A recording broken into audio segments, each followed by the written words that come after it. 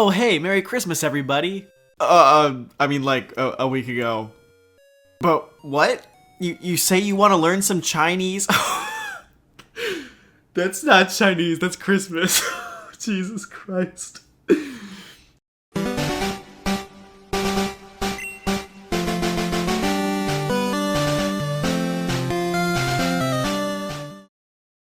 Oh hey, I didn't see you there. You're looking kinda cute. Are you by any chance into feet? Well, how about my feet? Perfect!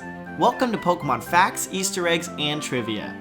I'm your host, Alex Ogloza, and today, I'm going to try to teach you something about the Pokemon series that you didn't already know. So sit down, buckle up, and let's do this. Hey everybody, Merry Christmas! A week ago.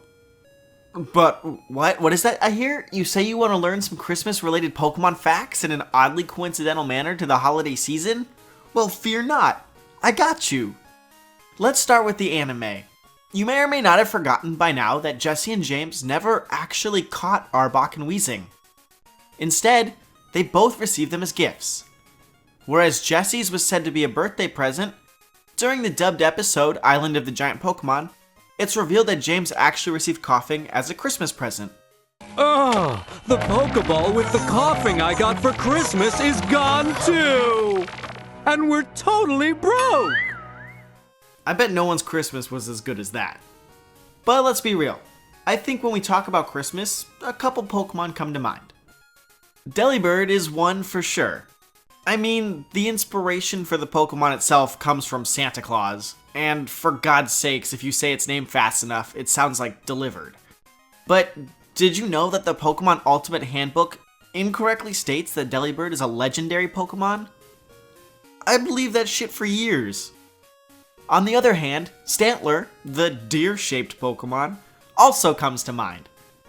In Generation 2 and beyond, the generation this Pokemon was introduced of course, Stantler replaced all of the Ponyta that regularly pulled Santa's sleigh. Which, yeah, that makes sense. Another neat fact about Stantler is that this Pokemon can be found on Route 36 in Johto, which leads the player to Violet City.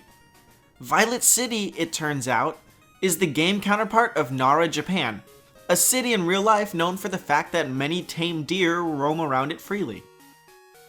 And you can't do a Pokemon Christmas video without the one and only Jynx. According to the Pokedex, Jynx speaks an incomprehensible language. This little fact is followed up on in the Mystery Dungeon series, since the player, even as a Pokemon, can't understand a thing Jynx says to you. What? Pokemon Feet coming at you with a feet fact? Crazy!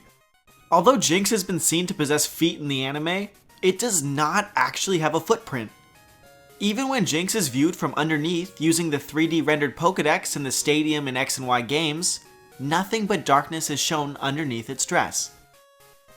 In the dub, much like in real life, the place Santa resides at is referred to as the North Pole. However, the Japanese version simply calls it Santa's Island instead, giving no indication of its geographical location. Speaking of the anime, there are 4 episodes in total that feature Christmas or Christmas themes. These are Holiday Hijinks, Christmas Night, Stantler's Little Helpers, and Delibird's Dilemma. In Holiday Hijinks, Ash and gang find a lost Jynx holding onto Santa's boot, which they later help return to Santa Claus. During this episode, we find out that Jessie's broken toy doll was taken from her by Santa when she was younger so that he could fix it. The name of this doll in the Japanese version is Acha Ningyo, or Acha Doll for short, which is a parody of Bruce Lee, both in the way it looks and the fact that Acha is the Japanese way of saying Bruce Lee's battle cry. While on the topic of Acha Doll, Santa's reason for not returning the doll to Jessie is different in both the English and Japanese versions. In the dub, Santa couldn't return the doll because she stopped believing in him, which apparently made him powerless to visit her. In the Japanese version though, Santa says he tried to return it, but she had already moved away. Also, the way the gang finds out Jynx has Santa's boot underwent a paint edit between the 2 versions.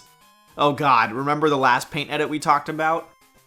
The Japanese version shows Santa having had written his name on the inside of the boot, whereas the English version replaced the name with just a picture instead. But, like, seriously? Who the f puts a picture of themselves inside their shoe. There are also some animation errors throughout this episode. Multiple times, the inside of Jinx's mouth was mistakenly colored white instead of its usual pink color. Also, during the group's battle with Team Rocket, Ash's hat continuously changes between being forwards and backwards. The only other really important thing to note about these Christmas episodes is in Christmas night. The cabin that Ash, Misty, and Brock stay in for Christmas is said to belong to Professor Oak in the dub. That was completely made up, by the way. The original version said no such thing.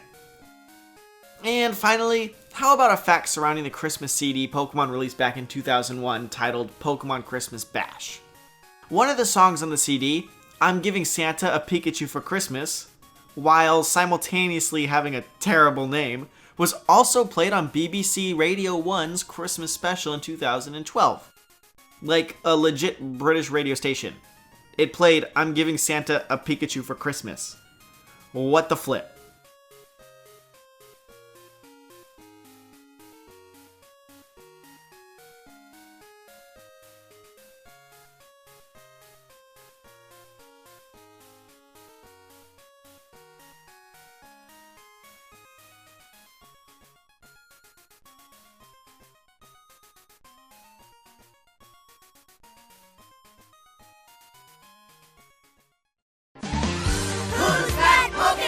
Foot.